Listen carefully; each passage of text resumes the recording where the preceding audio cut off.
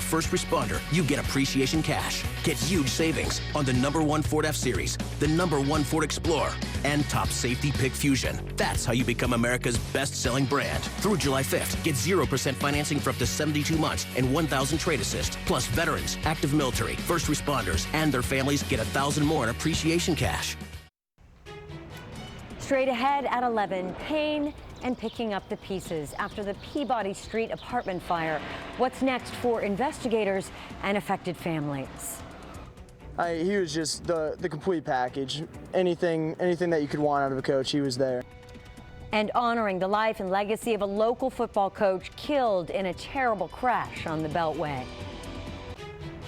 Plus, relief on the rails. Metro's Safe Track officially comes to an end and brings big changes with it. Now, ABC 7 News at 11, on your side. Tonight, a family's worst fear is realized. Good evening, I'm Kimberly Suiters. The Rolling Terrace apartment building sits gutted more than 36 hours after a massive fire tore right through it.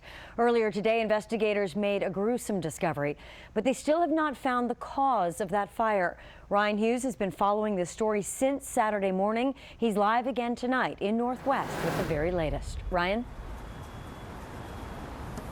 And Kimberly, more than 36 hours later, you can still hear those smoke alarms going off inside the building. And at this hour, police still remain on scene. Now, that man's body was found up there on the 3rd floor early this morning as his family was waiting outside. It was truly a heartbreaking moment. And tonight, so many families are still trying to figure out how to move forward.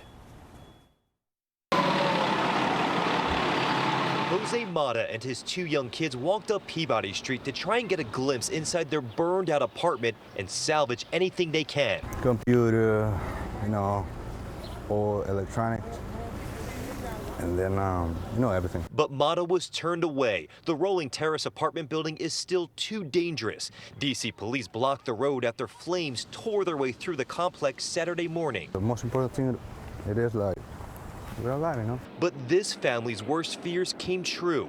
They waited outside the burned building for their loved one. And around noon, investigators found the man's body on the 3rd floor in the room where they believe the fire started. We've also had the 4 different dogs that have gone through the rest of the building. This is the only room that they got a hit on. 200 people had been displaced. The flames forced residents to jump from windows as firefighters carried young kids down ladders. The roof is off the 3rd floor. We have water damage all the way down to the basement. 45 families have now been put up in local hotels. Many others, like Mata, are staying with family members, and they may never be able to return home. The Red Cross says you can still help those people who lost everything. The very best way to help is by providing financial support to American Red Cross. And Mayor Muriel Bowser released a statement that reads in part, quote, "I was deeply saddened to hear today's news, and our thoughts and prayers are with the victim's family and friends. Yesterday's fire was a terrible tragedy for the district, and as a community, we will work to support everyone who was affected and get residents back on their feet as quickly as possible." We're told investigators will be back out here tomorrow morning, continuing to try and figure out exactly what caused this fire. Live in Northwest tonight, Ryan Hughes, ABC 7 News. To follow the very latest developments on the Rolling Terrace apartment fire, survivor stories, and how you can help, just head over to our website at WJLA.com.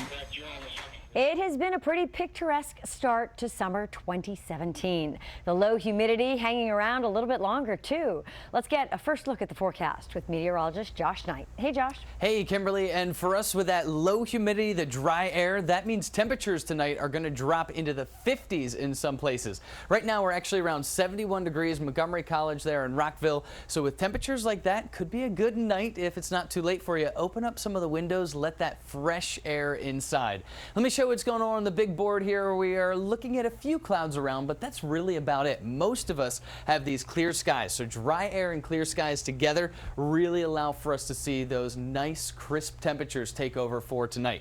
We'll switch over. There is now quite a bit of green showing up on the map, and for us those are temperatures that have already dropped off into the low 60s, and at least in Warrenton we're down to 59. Now, of course, as we get toward the metro area, we'll hang on to that warmth a bit longer. We're still at 76 in DC, 70 for Quantico, but our 30 into the 60s in Fredericksburg. So starting off tomorrow morning, going for about 63 degrees as an average across the region, but some places as low as about 54 or 55.